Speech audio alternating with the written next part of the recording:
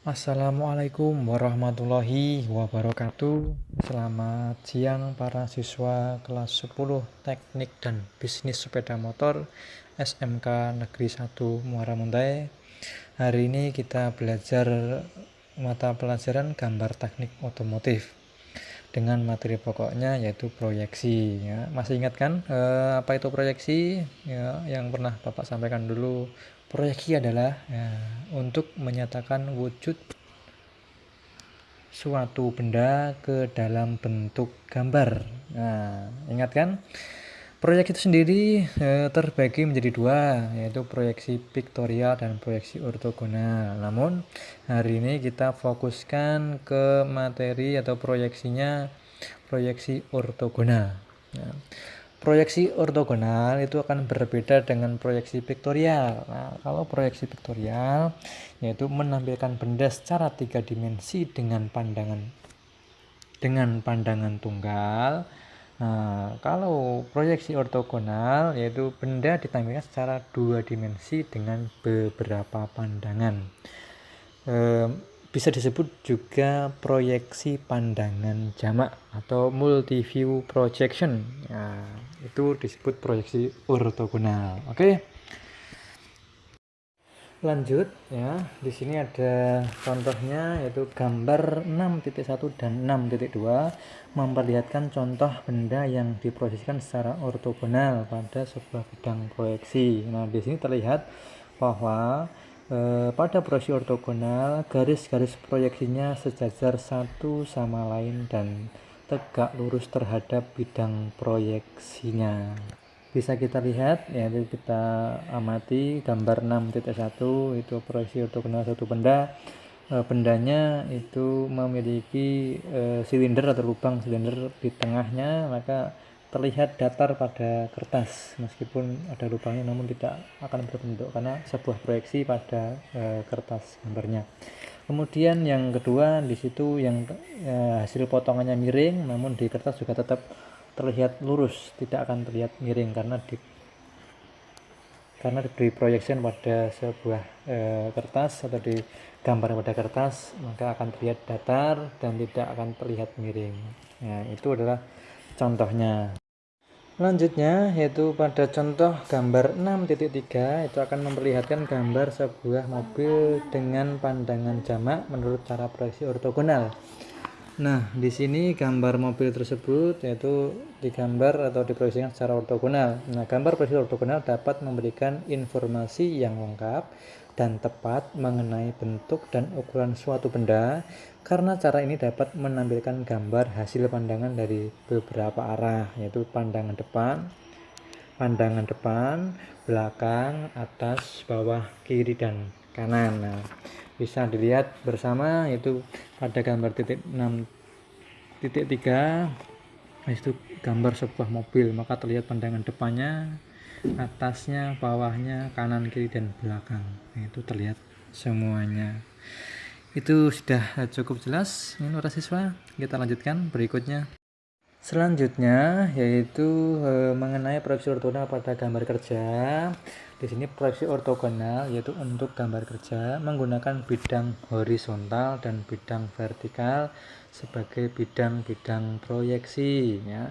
Bidang-bidang ini membagi ruang menjadi 4 sudut ruang atau 4 kuadran. Nah, bisa kita lihat bersama pada gambar 6.4 berikut ini. Nah, di sini menunjukkan bahwa sebuah bidang itu terbagi menjadi 4 ruang atau 4 kuadran, yaitu ada kuadran 1, 2, 3, dan 4. Nah, disinilah yang akan membedakan nanti terbaginya proyeksi ortogonal yaitu kuadran 1 dan kuadran 3. Nah, kenapa bisa disebut demikian? Yaitu begini penjelasannya. Nah, jika benda yang akan digambar diletakkan di kuadran 1 atau di ruang 1 dan diproyeksikan pada bidang-bidangnya, maka cara proyeksi ini disebut cara proyeksi kuadran 1 ya, karena bendanya akan diletakkan di ruang 1. Nah, kemudian juga sering disebut dengan proyeksi Eropa ya. Proyeksi kuadran 1 atau proyeksi Eropa ya. Itu ya, penjelasan pada proyeksi kuadran 1 atau proyeksi Eropa. Kemudian jika bendanya diletakkan di kuadran 3 atau di ruang 3, maka cara proyeksi ini disebut dengan proyeksi kuadran 3. Proyeksi kuadran 3 atau juga disebut dengan proyeksi Amerika. Ya, itu ya penjelasan mengenai kok hanya ada proyeksi kuadran 1 dan proyeksi kuadran 3. Nah, itu penjelasan karena peletakan daripada bendanya, proyeksi kuadran 1 dan proyeksi kuadran 3 membedakan peletakan bendanya di ruang 1 atau di kuadran 1 dan di ruang 3 ataupun di kuadran 3. Itu yang membedakan terbaginya proyeksi kuadran 1 dan proyeksi kuadran 3. Cukup jelas para siswa? Nah, selanjutnya yaitu masing-masing penjelasan pada proyeksi kuadran 1 atau proyeksi Eropa, dan proyeksi kuadran 3 atau proyeksi Amerika. Nah, yang pertama di sini proyeksi kuadran 1 atau proyeksi Eropa. Itu benda diletakkan di kuadran 1, diproyeksikan pada bidang-bidang belakang menurut pandangan A, B, dan C. Pandangan A diproyeksikan pada bidang belakang, maka menghasilkan pandangan depan. Pandangan B diproyeksikan pada bidang bawah, maka menghasilkan pandangan atas. Sedangkan C diproyeksikan pada bidang samping kiri, maka menghasilkan pandangan samping kanan. Bisa kita lihat bersama itu pada gambar 6.5. Yaitu bila bidang-bidang proyeksi tersebut kita buka, maka akan diperoleh gambar hasil proyeksi seperti ditunjukkan pada gambar 6.6. Nah, ini bisa kita lihat bersama, yaitu pada gambar 6.5 yaitu proyeksi kuadran 1. Di situ ada sebuah benda, itu kemudian ditunjukkan dengan anak panahnya. Di situ A, B, dan C itu diproyeksikan masing-masingnya. Kalau A itu diproyeksikan, maka ya hasilnya nanti akan terlihat B juga begitu dan C sama. Nah, berikutnya bisa kita lihat pada gambar berikutnya, yaitu pada gambar 6.6. Nah, pada gambar 6.6 berikut ini yaitu adalah hasil proyeksi dari 3 pandangan tadi, yaitu pandangan depan pada A, kemudian pandangan atas pada B, kemudian pandangan samping yaitu pada C ya.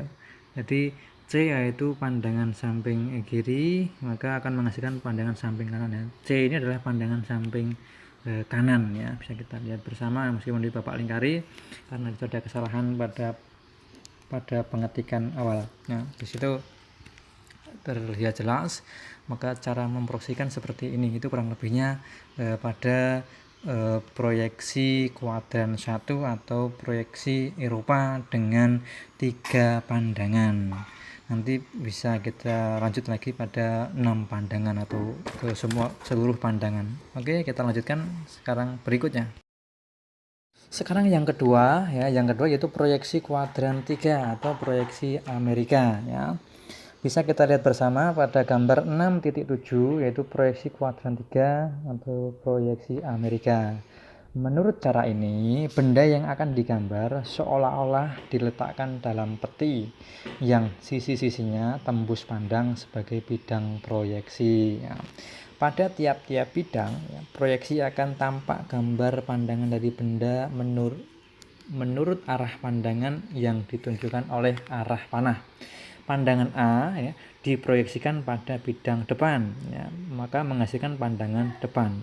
Pandangan B diproyeksikan pada bidang atas, maka menghasilkan pandangan atas. Kemudian pada anak panah C atau pandangan C diproyeksikan pada bidang samping kiri, maka menghasilkan pandangan samping kiri. Hasil proyeksi pada ketiga bidang tersebut nampak seperti pada gambar berikutnya, nanti itu gambar pada 6.8. Oke, cukup jelas. Nah, ini gambar 6.8 yaitu hasil proyeksi dari 3 pandangan pada proyeksi kuadran 3 atau proyeksi Amerika tadi. Nah, di sini bisa kita lihat bersama, yaitu ada A, B, dan C. Di situ letaknya berbeda dengan proyeksi kuadran 1 atau proyeksi Eropa tadi. Di sini letaknya ada perbedaan. Nah, di sini ada pandangan depan pada A, pandangan atas pada B, pandangan samping pada C. Ini terbalikan atau kebalikannya daripada proyeksi kuadran 1 tadi. Nah, di sini bisa kita lihat bersama bahwa posisi pandangan atas maka tetap di atas, posisi pandangan samping kiri maka tetap di samping kiri. Nah, itu A, B, dan C. Mungkin para saya cukup jelas. Nanti bisa kita tanya jawab kalau ada kesulitan atau ada yang ditanyakan, bisa langsung ditanyakan. Oke, mungkin cukup itu dulu dari Bapak. Terima kasih, cukup sekian. Wassalamualaikum warahmatullahi wabarakatuh. Selamat siang dan selamat lanjut belajar di rumah. Tetap semangat, jaga kesehatan masing-masing, dan sampai ketemu lagi di mata pelajaran berikutnya. Terima kasih.